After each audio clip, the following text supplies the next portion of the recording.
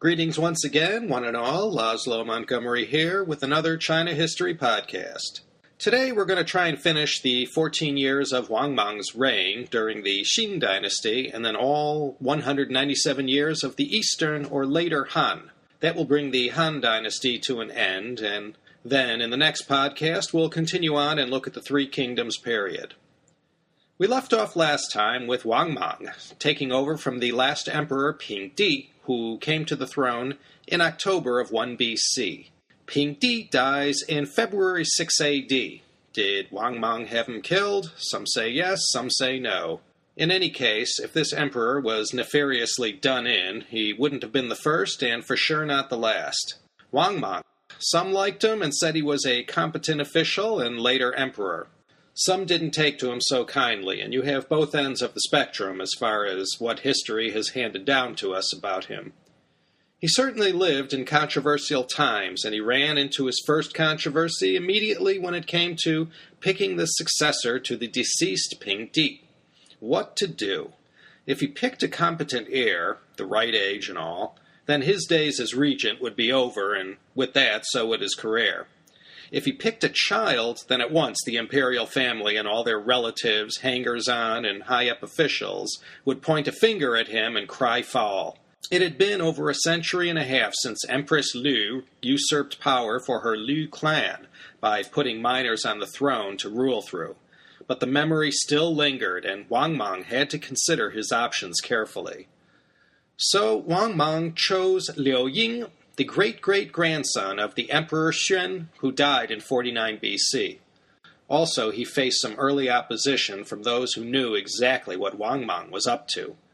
Ultimately, he prevailed, thanks to his political survival skills, clever use of propaganda, and the help of his formidable and long-lasting aunt, who was the Grand Empress Dowager. After all, the Han Dynasty had clearly been in decline, and the good old days under Gao Zu, Wen Di, Jing Di, and Wu Di were long gone. Han Wu Di had been dead for almost 100 years. Anyone could see the mandate of heaven had clearly shifted. So Wang Mang decided that he was going to be the main man. January 10th, 9 AD, Wang Mang goes for the gold and declares an official end to the Han Dynasty. He then proclaims himself as the new emperor under a new dynasty called the Xin Dynasty. Xin means new. The new dynasty. The Han nobles didn't like this, of course, and rose up against Wang Mang, but they were all outmaneuvered and reduced to being commoners by 10 AD. Wang Mang was firmly in control. He kept the capital at Chang'an. Over the next 14 years, Wang Mang, a dyed-in-the-wool Confucian, tried to rule justly and virtuously and attempted to become a champion of the peasants, who in the first decade of Anno Domini were not faring too well. There's nothing like a little wealth redistribution to make you popular with the peasants. Land was massively redistributed from landlords to peasants, grain was confiscated by the state, and sold at equitable prices to the peasants from state-owned granaries. Like Chairman Mao did in the 1950s, land was taken from the landlords, broken up, and passed on to the peasants. An income tax was enacted that attempted to make the tax burden more fair, or less fair depending on whether you were a have or a have-not. Some have called Wang Mang China's first socialist leader. The entirety of his reign was filled with controversy, and there was deception after deception perpetrated in order to boost Wang Mang's legitimacy. But history is always written by the victors, isn't it? He was ultimately overthrown, and rather than go down in history as a great reformer, or at least someone who attempted real reform, he ended up as the great usurper. It's no secret that many of his reforms were simply populist and introduced merely to enhance his power. And in the end, messing with the established system of the time, whether you liked it or not, ended up causing a free-for-all amongst those loyal to Wang Mang who found themselves with a certain degree of power and authority, and in a perfect position to take personal advantage of these reforms. By 12 AD, Wang Mang's reforms had done more harm than good, and even he had to start backpedaling on everything. Besides this, the Yellow River, known to occasionally change course every now and then, did so, which caused widespread flooding and havoc. China had been at peace with the Xiongnu since 51 BC, at the price of treating them as equals. But Wang Mang came up with a plan to neutralize them once and for all, and all this did was stir up the pot and create disorder where there had been relative peace. It wasn't looking good for Wang Mang, and if ever one could say the mandate of heaven was shifting, this was the time. By 18 AD, you had a full-scale peasant uprising. So bad had things become. Enter the Red Eyebrows, or the Churme. The Red Eyebrows, as their name suggests, had eyebrows that were painted red.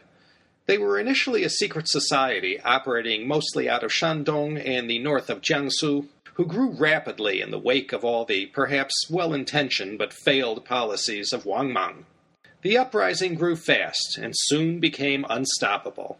The Churme were organized and Wang Mang's forces were not. In addition to the Churme, there was another center of rebellion in the south, in and around Hebei and Hubei, led by the Liulin.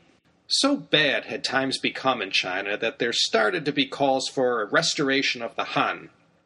Between the Churme, floods, and other natural disasters, coupled with incompetency from the Xin Dynasty generals and the calls for re-establishment of the Han Dynasty, Wang Mang's grand vision for the dynasty he founded was starting to look dismal indeed. It all came crashing down for Wang Mang in the summer of 23 AD at the Battle of Kunyang, the Kunyang Zhizhan. Here the main Shin army was annihilated. Once word of this defeat spread throughout the land, everyone rose up, and in all the chaos, Wang Mang was killed, decapitated, and his head was stored in the equivalent of the imperial archives for 200 years. And so ended his dreams of transforming Chinese society and creating a perfect world of Confucian literati ruling benevolently. Amidst all this chaos, destruction, natural disasters, famine, and popular unrest, there were two remnants of the Han imperial Liu family who were able to take advantage of these trying times and reassert themselves as the best possible alternative to all the misfortune brought about by the usurpation of Wang Mang. Foremost among these were the brothers Liu Yan and Liu Xiu, and their cousin Liu Xuan. Only Liu Xiu was considered popular and a competent leader, but when the Han was finally restored in 23 AD, it was the rather unpopular Liu Xuan who was made emperor and ruled rather poorly as Han Di. He was mainly supported by the rebel Liulin elements. It was sort of inevitable that the rebels would rally around the House of Liu since they had ruled previously and had more legitimacy than other contenders. So this Emperor Gengshi, well, he wasn't any good. And he didn't have the full support of everyone, as there were competing loyalties divided up between the brothers Liu Yan and Liu Xiu as well. Emperor Han Gengshi ended up doing away with Liu Yan amidst all the strife, and this left Liu Xiu, who was really the only one who had broad support and was respected for his leadership capability. Emperor Gengshi moved the capital to Luoyang and began to take steps to consolidate power and get everything in order after what had been a long period of killing and destruction. But in the end, there was immediate dissatisfaction with this newly restored Han emperor and his sheer incompetence in how he ran things. And while he was trying to sort things out, Liu Xiu, who he had spared, well, he was quietly working behind the scenes to avenge his brother's death at the hands of this already very unpopular and newly restored Han emperor. In the meantime, Emperor Gengshi moved the capital back to Chang'an and tried to fill the vacuum left by the defeat of Wang Mang. You've probably noticed the capital since earliest times kept moving back and forth between Chang'an and Luoyang, but clearly he didn't have the right stuff, and those at the imperial court and those who surrounded him quickly saw this emperor was clearly incompetent and surrounded himself with officials who were extremely abusive of their positions of power. In short order, he had alienated himself from everyone, and it was clear to all that this Emperor Gengshi was not worthy to hold this position. The Churme, or Red Eyebrows, were still around at this time in 25 AD, and Liu Xiu, who had taken a position given to him by Emperor Gengshi, bided his time north of the Yellow River and waited for the Churme, who were rising up against Emperor Gengshi, to do their worst and depose this emperor. He waited for the right moment. Amidst all the utter chaos and fighting between Gengshi's forces, the Churme, and other forces trying to seize control, the end ultimately came for this titular head of the dynasty, who reigned, or sort of reigned, from 23 to 25 AD. Liu Xiu had declared himself the new Han Emperor in 25 AD. He certainly had some legitimacy, as he was directly descended from the Western Han Emperor Xin Di, who had ruled a century and a half earlier during the golden age of the Western, or former, Han Dynasty. Amidst the civil war that was raging, Liu Xiu, a brilliant military strategist, defeated his various competitors for power, as well as the extremely unpopular Churme, who, with their red eyebrows and all, more or less spent all their energies pillaging and creating havoc amongst the populace. It took him till 36 AD before he had everyone soundly defeated and was able to begin to consolidate his power.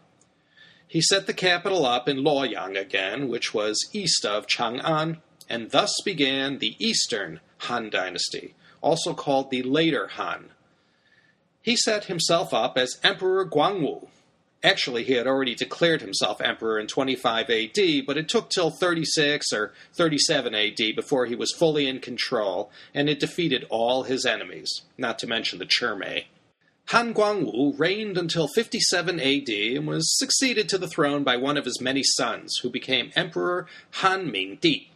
This emperor's reign was clearly defined by the introduction of Buddhism to China.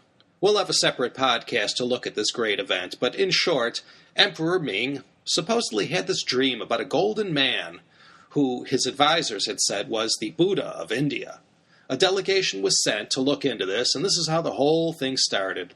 I won't get into this now, but just know that it was during this period in history that the ball got rolling as far as Buddhism spreading to China. In addition to the introduction of Buddhism in China and its rapid acceptance by both the imperial court and the people, Emperor Ming's reign, along with his son and successor, who reigned as Emperor Zhang, ushered in what was the golden age of the Eastern Han Dynasty. This period of the second and third Han emperors, Ming and Zhang, was collectively known as the rule of Ming and Zhang, or Ming Zhang Zhi Zhi.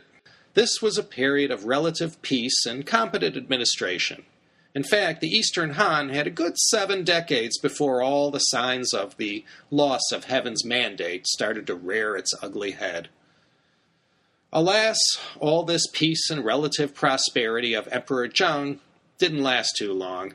The peoples who inhabited the fringes of the empire, most notably the Qiang people, began to revolt and cause all kinds of disturbances.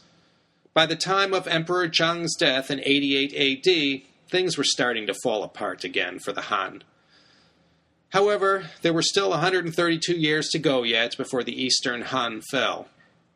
During this period, the eunuchs came into their own and went from being castrati, charged with guarding the royal harem, to actual participators in the daily administration of the palace.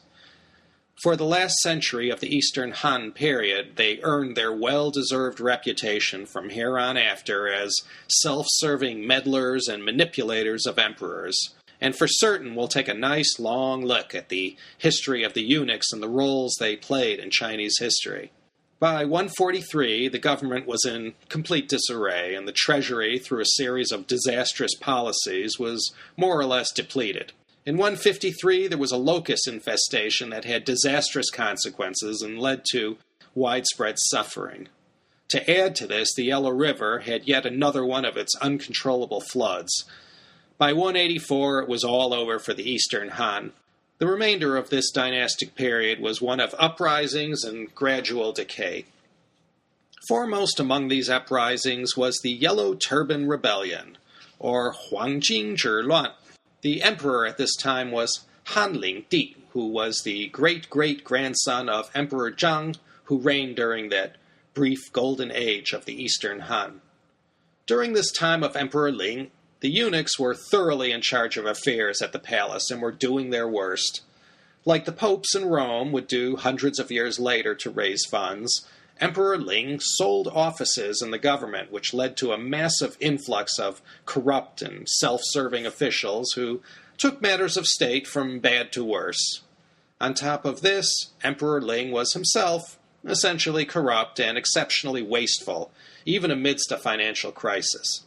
He was the wrong man at the wrong time, and from this point on, things began to fall apart rapidly, and the groundwork was being laid for the period that followed the Eastern Han, the period of the Three Kingdoms, immortalized in the great literary masterpiece San Guo Yan Yi. The San Guo Yan Yi, or the Romance of the Three Kingdoms, which we'll look at in the next podcast, opens up with the Yellow Turban Rebellion. While the Churme were characterized by their red-colored eyebrows, the Yellow Turbans wore these yellow-colored scarves around their heads. Essentially, this was a peasant rebellion. As I mentioned, you had locusts and floods that made things impossible for the peasantry.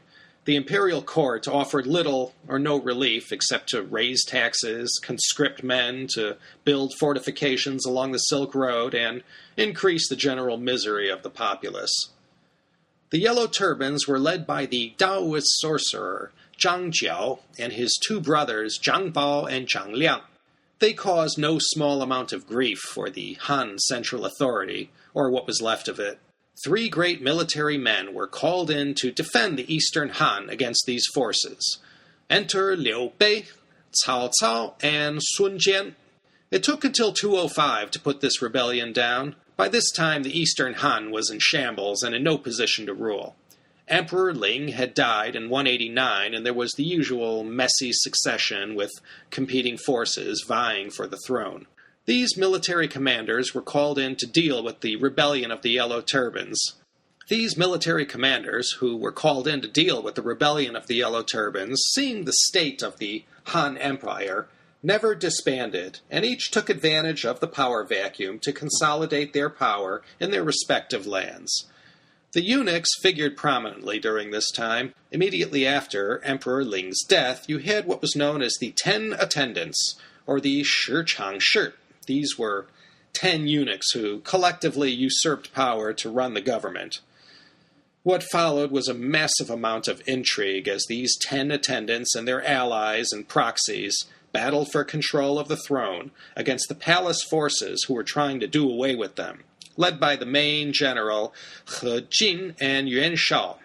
He Jin was the elder half-brother of Empress Dowager He, the surviving consort of the deceased Emperor Ling. He Jin and Empress Dowager He collectively took control of the Eastern Han upon the death of Emperor Ling. He Jin began to move against the eunuch faction. He called the powerful warlord Dong Zhuo to the capital in Luoyang to deal with the eunuch faction. But the eunuchs were no pushover, and ultimately, before Dong Zhuo arrived at the capital, they made fast work of He Jin, and he was beheaded in 189. I can't emphasize enough how chaotic things were by this time. The emperor who survived Han Ling Di, named Emperor Shah, was a mere boy. In fact, short-lived emperors who were children and who were quickly deposed and never ruled were often named Emperor Shah. There's a lot of Emperor Shahs in Chinese history. Shao simply means few, young, or small. So you had quite a few of these small emperors who were put in power only to meet some kind of bad ending, being the pawns of whoever the losing faction was. Yuan Shao was able to successfully move against these palace eunuchs and killed most of them. Some escaped the massacre and took the boy Emperor Shao and Crown Prince Xie hostage. This didn't work out for the eunuchs involved in this plot, and they ended up having to later commit suicide. Dong Zhuo, who had a well-deserved reputation for not following orders and being rather ruthless and self-serving, arrived at the capital and had both the Empress Dowager and the young Emperor Shao killed. He installed Prince Xie as the new emperor and used him as a puppet to rule through. In 190, Yuan Shao marshaled the forces to defeat Dong Zhuo in Luoyang. Dong thereupon picked up and moved the capital back to Chang'an, but not before trashing Luoyang before he left. But Dong Zhuo's luck ran out, and he himself ended up getting assassinated in a plot in 192. The former Crown Prince Xie, who now ruled as Emperor Shin, was fought over by competing factions for his usefulness as a puppet. By 196, he became the puppet of the northern warlord Cao Cao. Cao tried to unify the empire under his rule, issuing various edicts through the puppet Emperor Shin. He had the north under control by 207, having defeated the superior forces of Yuan Shao. But in trying to bring the south into the fold, he had two nemeses in the form of warlords Liu Bei and Sun Quan. By 208, Cao Cao was named the imperial chancellor of Han, technically serving under his puppet Emperor Shin. In that same year, he made his move against the south, against Liu Bei and Sun Quan. Now, we're going to come back again on another day and look closely at Cao Cao. He is one of the most colorful and beloved characters from Chinese history. In addition to founding one of the three kingdoms that survived the Eastern Han, he is remembered for his legacy as a poet, for his skills as a martial artist, and for the many writings he left behind. We'll save this for another time and just give a general overview of his role in this very complicated but fascinating time in Chinese history. Now, if this is starting to sound complicated, it is. I'm really glossing over so many details and leaving out so many characters and events.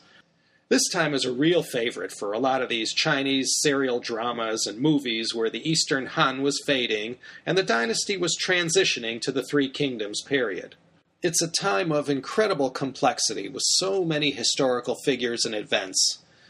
It was a time of great intrigue, shifting alliances, and endless battles. In the winter of 208-209, this was the time of the big showdown between Cao Cao and the allies Liu Bei and Sun Quan. This was the epic Battle of Red Cliffs, or Chibi Zhizhan, in modern Hubei on the Yangtze River. If the numerically superior army of Cao Cao could defeat the southern forces of Liu Bei and Sun Quan, he could then reunite the north and the south of the country under his rule, of course, and bring an end to the decay that had defined the Eastern Han at this time. Everything started off well for Cao Cao. He scored a great victory against Liu Bei at the Battle of Changban. It was actually after this defeat that Liu Bei formed the alliance with Sun Quan to jointly defend against Cao Cao's army. The Battle of Red Cliffs was where the showdown took place. Now, there was a movie made of this great battle named Red Cliff, or Chibi. It was directed by John Woo, who is one of the most famous and renowned directors in Asian cinema, especially for his action films. He directed Face Off with Nicolas Cage and John Travolta, if you remember that one. He also did the second Mission Impossible film and Wind Talkers, as well as Paycheck with Ben Affleck and Uma Thurman. These were his principal contributions to Hollywood. But it's his Chinese films that have really established his greatness in cinema, and maybe his magnum opus was his movie of The Battle of Red Cliffs that was released in two parts in 2008 and 2009, since it was so long, over 4 hours in length. The reason I'm telling you this is because it's a little difficult to encapsulate the whole battle in a couple paragraphs of this podcast.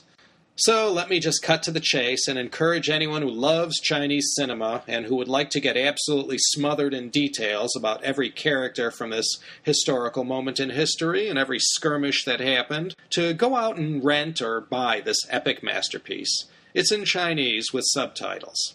The Battle of Red Cliffs could be summed up perhaps in saying that Cao Cao did not emerge victorious. And through a combination of wrong strategy, bad luck, and a brilliant ruse by the allied general Huang Gai, Cao Cao, with his much greater numbers, greatly overestimated his strength. He was also the visiting team, so to speak, as his support base was in the north, and by venturing down to the Yangtze, he was not as familiar with the territory and lacked the sympathies of the inhabitants there. The initial battle, which happened at Red Cliffs, went poorly for Cao Cao and his army, which by now was not in the best of shape, having had to march hundreds and hundreds of miles in unfamiliar territory in poor conditions. So they battle at Red Cliff, and Cao Cao ends up retreating to a place called Wulin, not too far away, to the north of the Yangtze. Liu Bei and Sun Quan's combined forces retreated to the south of the river, and they faced off on opposite sides. Cao Cao's navy was moored along the north bank of the Yangtze. He had made a strategic blunder of tying all his ships together into one single line. Why he did this is uncertain. Sun Quan's most brilliant commanders were Zhou Yu and Huang Gai. Huang Gai took one look at this situation and came up with the idea of preparing a ruse that led Cao Cao to believe they were going to surrender or defect to his side. The story goes that when Huang Gai brought his plan to his immediate superior Zhou Yu, it is said that they both had thought up the same strategy simultaneously. This strategy called for Huang Gai to send word to Cao Cao that he and his army were defecting. Cao Cao fell for it. As Huang Gai started to sail his navy across the Yangtze towards Cao Cao's navy, all tied together in a single row of ships, Cao Cao was already beginning to taste victory. But as soon as they got within a short distance, Huang Gai launched the plan that he and Zhou Yu had both come up with. In fact, the ships were not filled with defecting soldiers, but instead massive amounts of kindling and other highly flammable substances. The ships were set ablaze at the perfect time, and in no time at all they were bearing down on Cao Cao's fleet. Well, as Huang Gai's ships, which were now ablaze, bore down on Cao Cao's helpless navy, the northern general surely knew he had been outsmarted. The plan worked perfectly, and Cao Cao not only had his navy destroyed, but had to make a hurried and disastrous retreat, all the while being chased by the forces of Zhou Yu and Liu Bei. The end result was that Cao Cao's plans to unify the south with the north under his rule were dashed. And from this point forward, the country was very much divided between north and south. Cao Cao retreated back to the north, where his power base was, and the allies Sun and Liu held their domains in the south. In fact, after the Battle of Red Cliffs, these three powers dug into their respective lands, and what came out of this were three kingdoms. Cao Cao controlled the north, Sun Quan the south, and Liu Bei the west. Cao Cao died in the spring of 220 A.D. in Luoyang, and his most capable and eldest son, Cao Pi, took over from his father. Now, all this time, the Han Emperor Shin was still on the throne. He didn't have any power, but nonetheless, he still ruled as emperor. Cao Pi pretty much forced the emperor to abdicate in his favor, and once Han Xiandi did this, Cao Pi gave him some honorary title and kicked him upstairs, and then he became the Emperor Wei. Liu Bei heard this news, and he then declared himself emperor of his own kingdom of Shu Han. Sun Quan, he held out for a while before deciding what to do. But with the demise of the Eastern Han in 220, from this point in time until China was unified under the Xin Dynasty in 280, you had what became known as the Three Kingdoms period, forever immortalized in the great novel Romance of the Three Kingdoms, and subsequently in 100 movies, operas, TV dramas, and even video games. You know, in researching this last decade of the Han Dynasty and all the battles to fill the power vacuum of the toothless Han emperors, I can't overemphasize how intricate and complicated it is with so many generals and eunuchs and courtiers, alliances, broken alliances, battles, treaties, and the like. To read through a history of this period, you really need a program or a scorecard to keep everything straight. If you feel up to it, I encourage you to read this great 14th century work by Luo Guanzhong, which starts off just prior to the Battle of Red Cliffs and takes you through till the end, when China is unified again in 280. It's 120 chapters and 1,000 characters who play roles both large and small in this epic historical novel, one of the 4 great classical novels of Chinese literature. The other 3 being the Shui Hu Zhuan, Xi You Ji, and Hong Lo Meng. That's the Water Margin, Journey to the West, and Dream of the Red Chamber. So, we end this 3rd installment of the Han Dynasty overview with China now divided up into 3 kingdoms of Wei, or Cao Wei, in the north, which is of course led by the family of Cao Cao.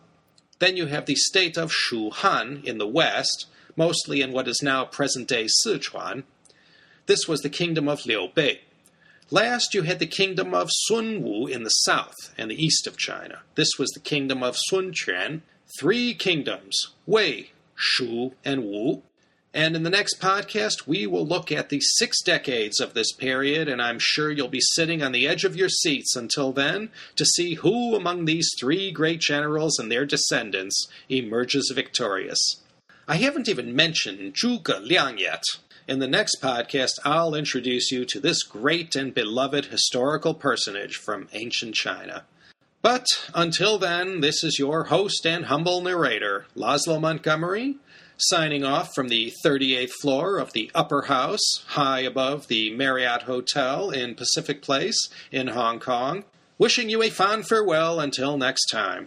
Feel free anytime to send me a question or comment through my website at www.chinahistorypodcast.com.